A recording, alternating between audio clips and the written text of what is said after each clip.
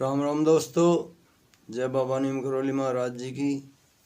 तो दोस्तों, आज मैं आपको एक ज्ञान की कहानी सुनाऊंगा, उसका वर्णन करूंगा, जिसका शीर्षक है अंधेर नगरी चौपट राजा। तो दोस्तों, किसी राज्य में दो साधु रहते थे। वो गुरु और शिष्य थे। तभी रहते रहते वो गुरु का जो शिष्य था वो कहने लगा कि महाराज जी, कहीं ऐसे नगर में जाया जाए जहाँ पर खाने पीने की सारी मौज हो। यहाँ तो सब ऐसा है, इस नगर में कोई भी व्यवस्था नहीं है, सब इतना महंगा है। तो उसके गुरुजी कहने लगे कि भगत, ऐसा नहीं है, जो मोल जिस चीज़ का है वही होना चाहिए। और ये तो सरकार के अपने निर्धारित रेट होते हैं। तभी उसके महाराज जी के शिष्य ने किसी बगल में कोई नगर था, वहाँ के बारे में सुना कि वहाँ पे तो टका शेर भाजी और टका शेर खाजा का नियम है। तो वो शिष्य था, उससे रहा नहीं गया और उसी नगर में चला गया। गुरुजी ने बहुत ही मना किया कि वहाँ मत जा, जहाँ खड़खांड का एक भाव होता है वहाँ पर कुछ भी हो सकता है। लेकिन चेले ने नहीं सुनी और वो उसी नगर में जाकर रहने लगा। कुछ दिनों तक तो वो मज़े में रहा, क्योंकि वहाँ पर खड़खांड का एक भाव होता था, टका शेर भाजी टका शेर खाजा, अंधेर नगरी चौपट राजा, ये उस नगरी का नाम था। तो कुछ दिन रहते सहते एक दिन गुरु भी वहीं चला जाता है। उसे समझाता है कि यहाँ कोई भी विपत्ति आ सकती है। जिस नगर का नाम ही अंधेर नगरी चौपट राजा टका शेर भाजी टका शेर खाजा हो, वहाँ रहने में कोई भी लाभ नहीं है। लेकिन शिष्य नहीं माना और वहीं गुरु भी रहने लगा, क्योंकि वो सोचा कि अगर इस पे कोई आपत्ति आई तो दोनों मिलके निपटा लेंगे। तभी कुछ दिन बाद एक गडरिया अपनी बकरी लेके जा रहा था और बगल में कोई दीवार थी।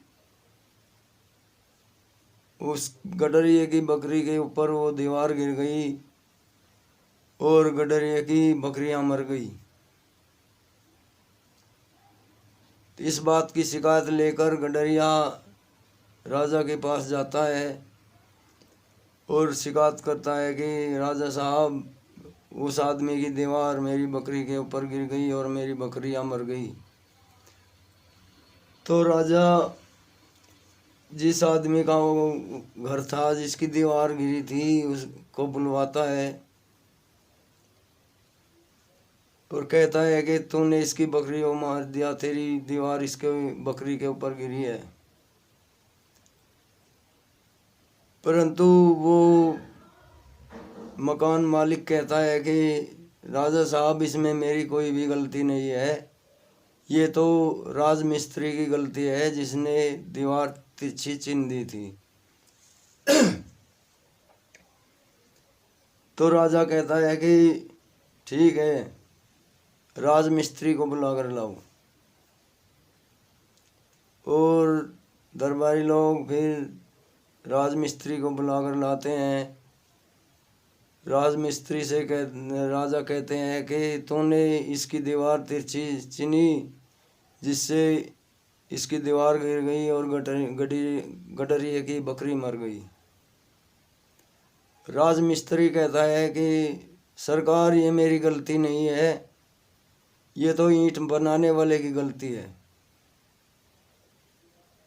और तभी राजा ने आदेश दिया कि ईंट बनाने वाले को लेकर आओ।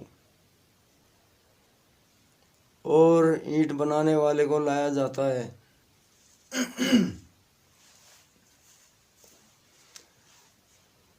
तो ईंट बनाने वाला आता है, उससे भी यही सवाल पूछा जाता है कि तूने ईंट इसको दी और राजमिस्त्री ने चीनी और इसका घर बनाया और इसकी दीवार गडरिया के बकरी मर गई गिरकर, दीवार गिरकर। तो ईंट बनाने वाला कहने लगा कि साहब, ये तो जो मिट्टी लेकर आया था उसकी गलती है। जो कुम्हार मिट्टी ढोता है उसने रेतली मिट्टी ला दी, जिससे वे ईंटें कच्ची तैयार हुई और वो दीवार गिर गई। तो राजा ने फिर उसे बुलाया जो मिट्टी लाने वाले थे और उनसे पूछा कि तुम ऐसी मिट्टी लाए जिससे कच्ची ईंट बनी। और चिनाई वाले ने चिनाई की और वो दीवार तिरछी हो गई कच्ची ईंटों की, और इसकी बकरियां मर गई। तो फाइनल अपराध मिट्टी लाने वाले का साबित हुआ और उसे फांसी का हुक्म दिया गया।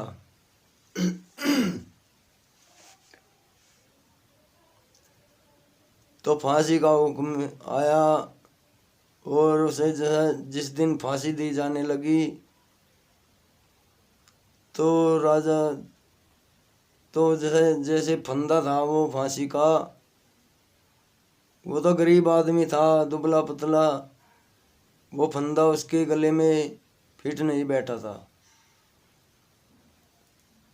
तो राजा ने कहा कि कोई ऐसा आदमी ढूंढो जिसके गले में ये फंदा बिल्कुल फिट बैठता हो।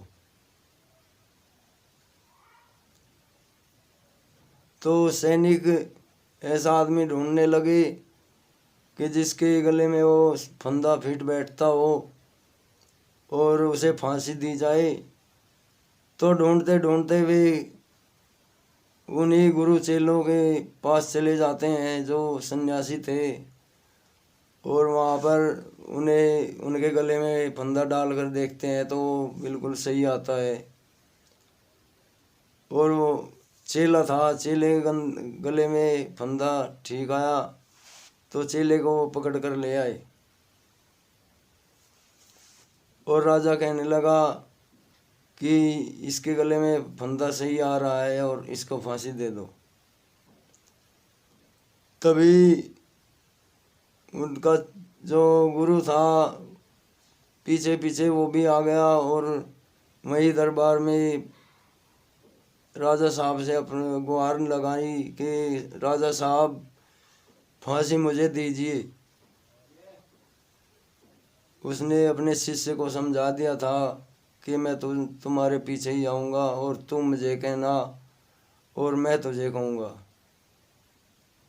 तो उन्होंने ऐसा ही किया और राजा साहब से कहने लगे कि एक बार गुरु कहता था कि राजा साहब फांसी मुझे दो, और एक बार शिष्य कहता था कि फांसी मुझे दो। तो इसी बात को राजा बहुत परेशान हो गया और वो कहने लगा कि तुम ये क्या तमाशा बना रखा है, तुम कहते हो अब मुझे फांसी दो और ये कहता है कि मुझे फांसी दो। तभी गुरुजी ने कहा कि राजा साहब, इस शुभ मुहूर्त में अगर जिस किसी को फांसी दी जाएगी वो बिल्कुल सीधे स्वर्ग में पहुंचेगा।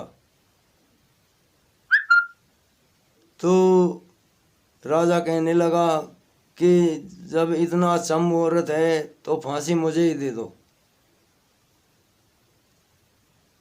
तो राजा ने खुद फांसी ले ली और गुरु और चेले की जान बच गई उनकी समझदारी से, क्योंकि अंधेर नगरी चौपट राजा, टका शेर भाजी टका शेर खाजा।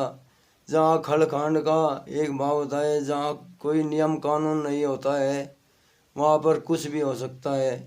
ये इस कहानी का सार है और इसका मूल यही है कि अगर कहीं पर कोई नियम कानून ना हो तो वहाँ पर तो रहना भी ठीक नहीं है, उस जगह को छोड़ देना चाहिए। तो दोस्तों, आपको ये कहानी कैसी लगी बताना और अपने भाई के इस चैनल को सब्सक्राइब करना। जय बाबा नीम करोली महाराज जी की जय। जय श्री राम।